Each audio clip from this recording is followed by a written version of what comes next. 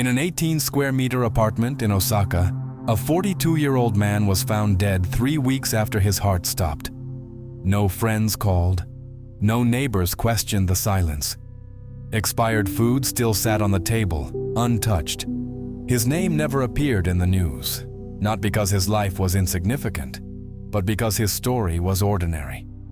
In Japan, this has a name: Kodokushi, dying alone, quietly, without witnesses, not by choice, not by rebellion, but because meaning disappeared long before the body failed. There is no real Western equivalent to this. It is not suicide driven by despair. It is erasure by dissolution. The West tends to dramatize emptiness. It names it, debates it, builds philosophies around it. The East, and Japan in particular, learned something far more dangerous: how to live with emptiness without ever confronting it. And that is why Japanese emptiness is more cruel than any Western philosophy. It does not scream, it does not rebel, it does not demand answers. It smiles, it serves tea, it waits. Nietzsche warned that if you stare long enough into the abyss stares back. But Japanese emptiness does not stare back. It bows. It dissolves you politely, from the inside, until there is nothing left to confront. While Western existentialism still treats suffering as a problem to be named and wrestled with, Japan aestheticizes collapse. It turns psychological death into form, into harmony, into ritual, as if inner extinction could be graceful, almost sacred. But it is not. More than 20,000 people take their own lives every year in Japan. Not during wars, not during famines, not during social collapse, during routines, during stability, during normal days. A nation that succeeded outwardly and decayed inwardly. A people trained to maintain composure even after the soul has already left. This is not cultural criticism. It is an existential warning. Some voids explode, others implode. And the implosive ones are harder to see, harder to resist, and far more lethal. A man stands on the balcony of a military headquarters in Tokyo. He wears a ceremonial uniform he designed himself. In his hand, a manifesto. Below him, young soldiers watch in silence. For 7 minutes, he speaks of honor, of meaning, of a Japan that no longer exists. Then Yukio Mishima kneels, opens his abdomen with a blade, and dies according to a 19th century samurai ritual. The year is 1970. This was not madness, it was choreography. Mishima spent years preparing this death. It was his final work. A protest not against the government, but against spiritual emptiness disguised as progress. He believed Japan had survived war only to die in peace. That economic victory hollowed the country into a functional shell. Efficient, wealthy, spiritually vacant. His death was grotesque. But the question he left behind was surgically precise. What remains when a people abandons everything that once gave meaning to suffering? In ancient Greece, Achilles knew his fate. Glory meant early death. He chose anyway. His end had direction. Mishima saw the opposite future, a long life without transcendence, without glory, without anything worth sacrificing for. Jean Baudrillard once wrote that Japan survived Hiroshima, but did not survive peace. Mishima felt that truth in his body. Today, the Japan he tried to awaken with blood is fully realized. Aesthetic without essence, order without meaning, silence without peace. Young people no longer climb rooftops or deliver manifestos. They withdraw into rooms, close curtains, disappear. Hikikomori. Over 1 million. No war, no disaster, no screaming, just managed emptiness. Mishima's death was noise, excess, gesture. The Hikikomori response is absence, but both emerge from the same wound. The inability to inhabit a world where nothing feels worth living for. Camus said the only serious philosophical problem is suicide. Mishima answered with flesh. Others answer by vanishing. And the emptiness keeps winning because it does not look like tragedy. It looks like normal life. What happens when beauty stops being truth and becomes anesthesia? Wabi-sabi, mono no aware, ma. In the West, these Japanese concepts are celebrated as deep wisdom, acceptance of impermanence, beauty in incompleteness, awareness of passing time. They sound profound, they are poetic, and they are dangerously insufficient. None of them teaches how to survive pain, only how to observe it elegantly.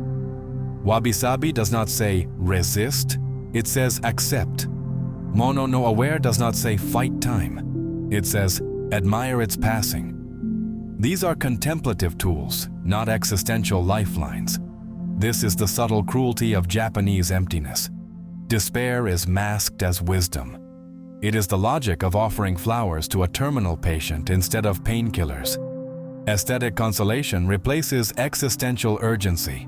Western nihilism, for all its brutality, at least confronts the void. Camus refuses escape. Sartre insists on responsibility. Even Stoicism names suffering directly. Japanese aesthetics, by contrast, stylize suffering. And when aesthetics replace ethics, people stop asking why they should live and start asking how to disappear gracefully. Byung-Chul Han observed that depression is the illness of a society drowning in positivity. In Japan, the excess is not motivational. It is formal. Too much harmony, too much beauty, too much restraint. Acceptance slowly mutates into resignation. Death stops being an enemy and becomes scenery. And there is nothing more cruel than a culture that teaches how to die beautifully, but not how to create meaning when none is given. We want to belong, but belonging demands erasure. We want acceptance, but acceptance requires disappearance. In Japan, this tension is not personal, it is structural. Wa, social harmony, a principle that values the collective over the individual, avoids conflict at all costs, and treats dissent as moral failure. In practice, it means smiling while collapsing, being polite while suffocating, erasing yourself to preserve order. On the surface, everything looks balanced. Underneath, souls are quietly sacrificed.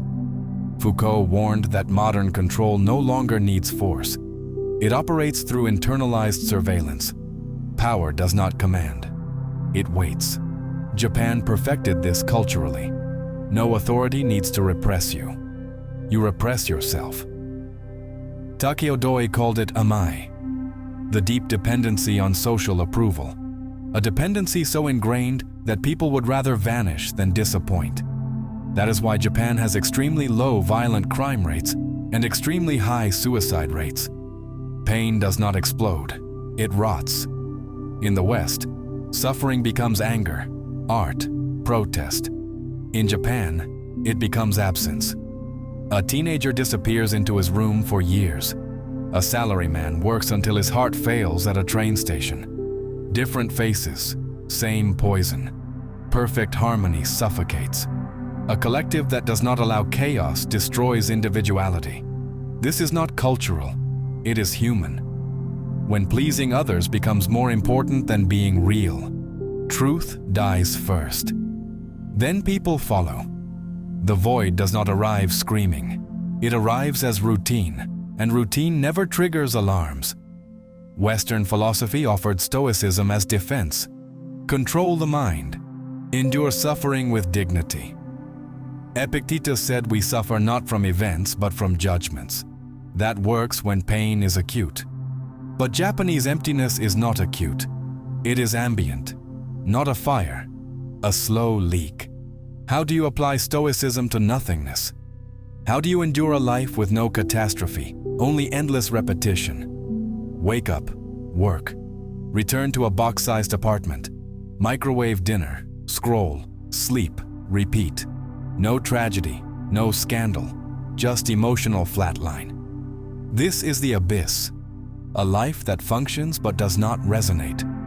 Stoicism teaches endurance, but endurance toward what? Kierkegaard called this the quietest despair, not being in despair over what deserves despair. When anguish becomes background noise, the soul stops protesting, and no philosophy built for pain can survive a world defined by emptiness between pains. Japan is deeply spiritual, and yet profoundly metaphysically empty. Shinto rituals honor presence, not purpose. Zen emphasizes awareness, not meaning. There is peace, but no redemption. Silence, but no salvation.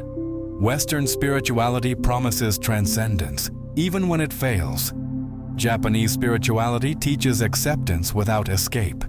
It is spiritually refined resignation. No heaven, no final justification. Only continuity. This produces calm and existential starvation. When spirituality refuses to answer why suffering exists, it slowly teaches that asking is impolite. What makes Japanese emptiness lethal is that it works. People keep functioning. Trains run on time, cities glow, systems hold. Collapse becomes invisible. The void is managed, administered, normalized. No crisis, no breakdown, just quiet extinction. This is emptiness optimized. Western philosophy may fail to save, but it still screams. It names pain, argues with it, refuses to bow. Japan bows. And bowing is more dangerous than rebellion, because it teaches people to disappear without friction. The Japanese void is not a mistake. It is success without soul. Mishima tried blood. Aesthetics tried beauty. Harmony tried silence. Stoicism tried endurance. None taught how to want to live. That is the final cruelty. The West asks, why am I suffering? Japan asks, how do I endure quietly? And sometimes endurance is not wisdom. It is surrender. Camus imagined Sisyphus happy. But first one must admit the stone is crushing meaning itself. Japan accepted the weight and forgot the reason. That is the cruelty. That is the warning. And if you feel strangely calm while slowly disappearing, it has already begun. There is a strange kind of silence that forms between people who understand the same emptiness. If you're here, listening to this, it's because something in you recognized what was said. Maybe not logically, maybe not clearly, but internally. And that already matters more than you think. This channel exists for that reason. Not to entertain, not to distract, but to name things most people feel and never articulate. To sit with the discomfort instead of escaping it. To give shape to thoughts that usually dissolve before they're spoken. If these videos stay with you after they end, then they're doing their job. And if you want to be closer to this space, becoming a channel member is one way to do that. Membership isn't about status. It's about belonging to a quieter layer of this project.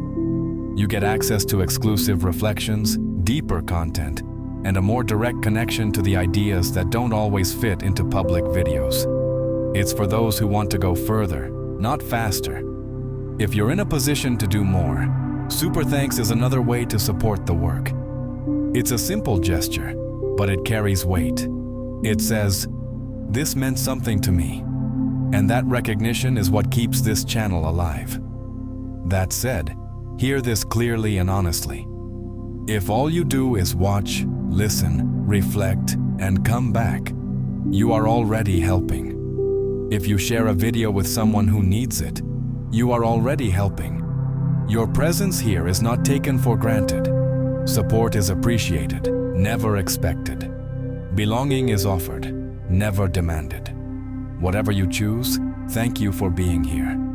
In a world that dissolves people quietly, choosing to stay aware is already an act of resistance.